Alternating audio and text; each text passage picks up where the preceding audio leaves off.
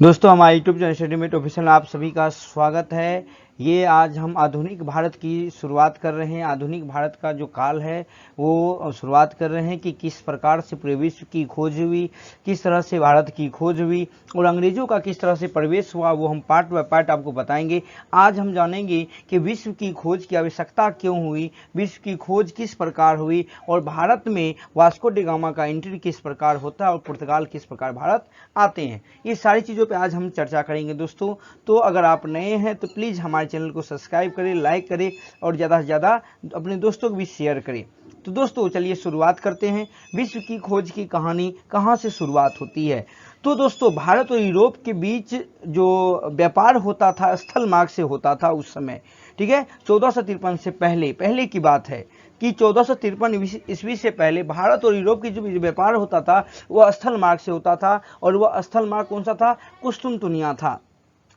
तो किस चीज़ का व्यापार होता था? तो व्यापार होता था मसालों का और विलासिता की वस्तुएं जो होती है, चाहे वो मखमल हो, मखमल वाला कंबल हो, मखमल वाला कपड़ा हो, इन सब चीज़ों के ये शौकीन थे यूरोपवासी। तो इनका ये लोग व्यापार किया करते थे।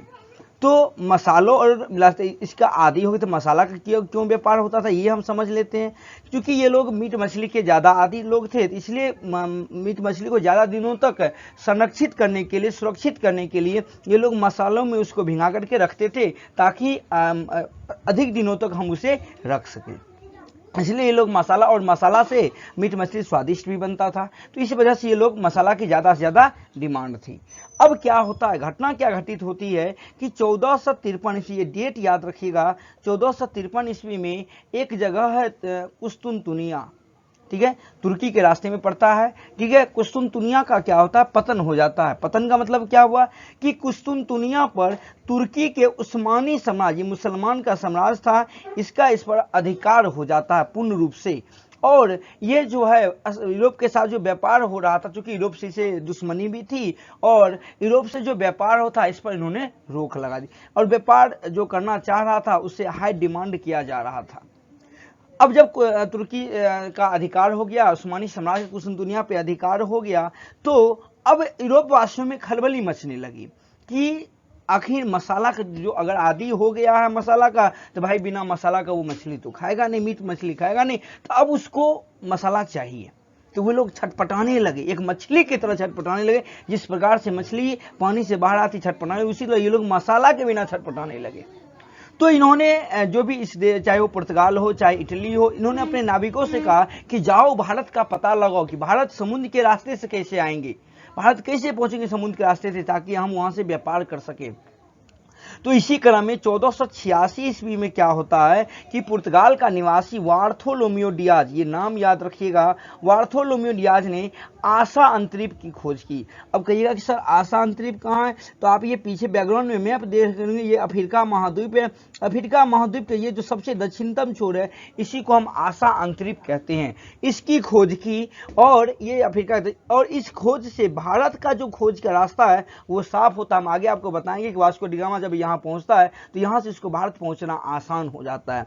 तो ये डेट याद रखिएगा, 1486 ईस्वी में पुर्तगाली निवासी वार्थोलोमियो डियाज ने क्या क्या आशा अंतरिप की खोज की जो अफ्रीका का दक्षिणी छोर में, और इससे भारत की खोज का रास्ता क्या हो गया? साफ हो गया। तो वो वार्थोलोमियो डियाज हो गया। अब आगे चलते हैं। 3 अगस्त 1492 ईस्वी को, ये डेट याद रखिएगा, 3 अगस्त 1492 ईस्वी को स्पेन निवासी कोलंबस ने भारत की मार्ग खोजने के लिए निकला, परंतु भारत की मार्ग को ये खोज के लिए निकले थे, लेकिन परंतु क्या हुआ कि रास्ता ये भटक जाने के कारण वह बहामास का एक आइलैंड था जिसका नाम था सैन सल्वाडोर, ये नाम याद रखिएगा, सैन सल्वाडोर पहुंचा और इन्होंने ही इसको कहा भारतीय और यहाँ के लोगों को इन्होंने कहा रेड इंडियन। अब बात आती है कि ये जो पहुंचे थे आइलैंड, जिस आइलैंड पे सैन सल्वाडोर पे पहुंचे, तो इनको लगा कि ये ही भारत है। तो भाई अगर भारत यही है, जब ये वापस जाते हैं कि चलो ये कहते हैं कि हम भारत की खोज कर लिए, तो इनसे पूछा जाता है कि अगर आपने भारत की खोज की तो मसाला कहां से लाए? और दो बात यहां से होती है। कोलंबस यहां से क्या करता है कि बहुत सारा सोना लेके जाता है। इस नई दुनिया, इसको नई दुनिया भी कहा जाता है, इस नई दुनिया से ये बहुत सारा सोना भी ले जाता है, इससे भी राजा खुश हो जाते हैं, ठीक है। तो और कोलंबस की मृत्यु जब 1506 ईस्वी में होती है तो यहां तक भी इसको पता नहीं चलता है कि हमने जिसको खोजा वो भारत नहीं कोई और द्वीप है, एक नई दुनिया।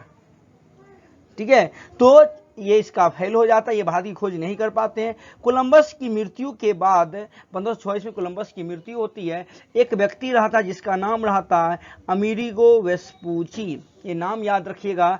ये क्या होते हैं कि 1506 ईस्वी के पश्चात ये वहां जाते हैं और इन्हीं के नाम पर इस महाद्वीप का नाम अमेरिका पड़ जाता है, इसी के नाम पर। ठीक है, और ये इटली का नाविक था, ये याद रखिएगा। ये नाविक कहाँ का था? इटली का नाविक था। और कोलंबस कहाँ का था?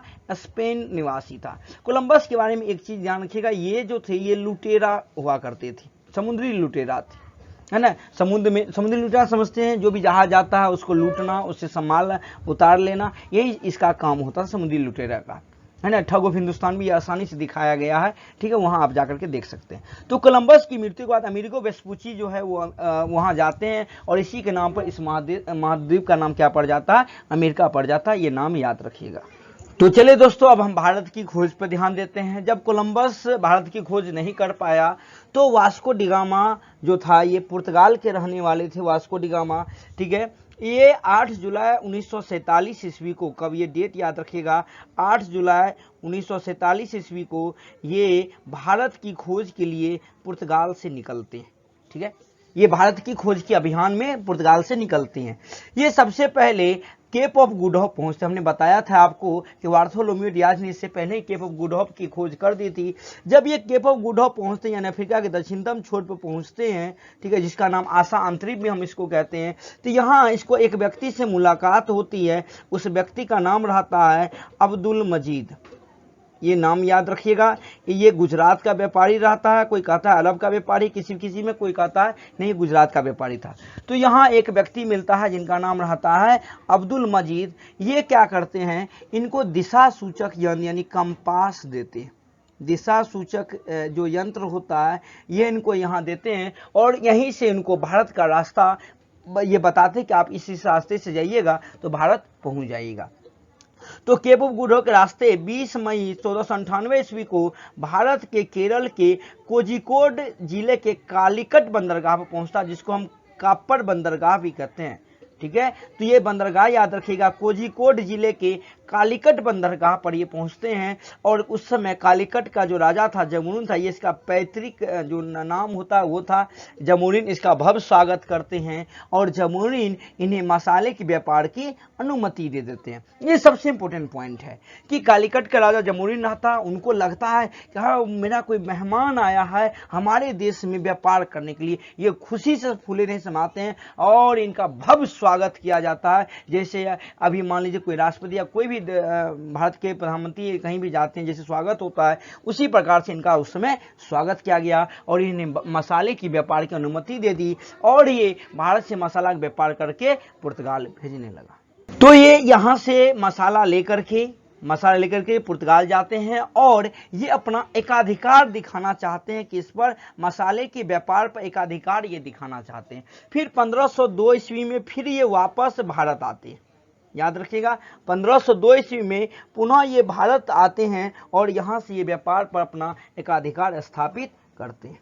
ठीक है, और 1524 ईस्वी में इनकी मृत्यु हो जाती है, पुर्तगाल में ही इनकी मृत्यु हो जाती है। और ये चूंकि पुर्तगाल के थे तो जब ये व्यापार मसाला लेके गए तो इसके जो राजा थे वह इससे बहुत खुश होते हैं और बहुत खुश होने के बाद इनको सम्मान मिलता है, इनको अधिकार मिलता है, बहुत सारा चीज़ इनको दिया जाता है। तो अभी आपने देखा कि किस प्रकार वास्को डिगामा ने भारत की खोज की। अब हम और कुछ जान लेते हैं कि किस किस व्यक्ति ने किस चीज़ की खोज की। जैसे सर जॉन और सेबेस्टियन कैबोट जो थे, ये एक द्वीप था न्यू फाउंडलैंड द्वीप, ये याद रखिएगा द्वीप। ये द्वीप का क्या नाम था? न्यू फाउंडलैंड द्वीप, ये द्वीप याद रखिएगा। तो ये याद रखिएगा कि न्यू फाउंडलैंड द्वीप की इन्होंने खोज की थी और ये द्वीप है कहाँ? तो ये कनाडा में है, ये कनाडा में द्वीप है, कनाडा के पास द्वीप है न्यू फाउंडलैंड द्वीप जो है, जो सर जॉन और सेबेस्टियन कैबोट। और न्यू फाउंडलैंड द्वीप और लेब्राडोर, ये दोनों याद रखिएगा कि लेब्राडोर ये यहाँ यहीं पर है दोनों, लेब्राडोर और न्यू फाउंडलैंड। अब आते हैं अमेरिगो वेस्पूची। हमने आपको बताया है कि अमेरिगो वेस्पूची जो था, इन्होंने अमेरिका की यात्रा की। ठीक है, ये किसकी यात्रा किए थे? Amerigo Vespucci. अब ये बताए थे कि इन्होंने अमेरिका की यात्रा, इसी के नाम पर इसका नाम अमेरिका पड़ा। ठीक है, ये याद रखिएगा। और इसमें एक बात और याद रखिएगा अमेरिगो वेस्पूची के बारे में कि ये जो थे ये फ्लोरीन के नागरिक थे। किसके नागरिक थे? फ्लोरीन के नागरिक थे। और इनके पुस्तक का एक नाम याद रखिएगा, पुस्तक का नाम था कॉस्मो। इनके पुस्तक का नाम था कॉस्मोग्राफिए, कॉस्मोग्राफिए इंट्रोडक्टियो, कॉस्मोग्राफिए इंट्रोडक्टियो डाक्टियो, ये इनके पुस्तक का नाम था। इन्होंने अपने पूरा इस पुस्तक में यात्रा वृत्तांत लिखा, किस प्रकार ये अमेरिका पहुंचे थे। अब हम बात करते हैं कैब्रल की। कैब्रल जो थे, इन्होंने किसकी खोज की? तो कैब्रल ने ब्राजील की खोज की थी। किसकी खोज की थी? ब्राजील की खोज। और मैगलन की अगर हम बात करें तो मैगलन ने 1519 से 1521 के बीच इन्होंने पूरे विश्व का चक्कर लगाया था समुद्र के रास्ते से। 1519 से 1521 के बीच में कौन? मैगलन ने लगाया था पूरे विश्व का चक्कर।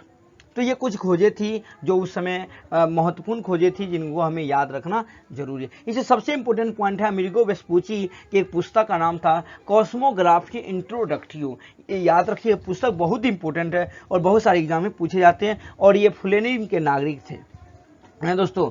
तो आज के लिए इतना ही दोस्तों। हम आपसे अब पुर्तगाल किस तरह से कौन किस काल में आए, कौन किसके समय में आए, किसका क्या क्रम था आने का, ये सारी चीज़ें हम अगली वीडियो में चर्चा करेंगे। और हम चर्चा करेंगे कि पुर्तगाल सबसे पहले आए तो किस प्रकार उन्होंने शासन किया, किस प्रकार उन्होंने भारत में अपना व्यापार स्थापित किया। इन सारी चीज़ों के बारे में हम अगली वीडियो में चर्चा करेंगे। दोस्तों आज का वीडियो कैसा लगा एक बार कमेंट बॉक्स में ज़रूर बताइएगा। तो दोस्तों मिलते हैं अगली वीडियो में, तब तक के लिए जय हिंद।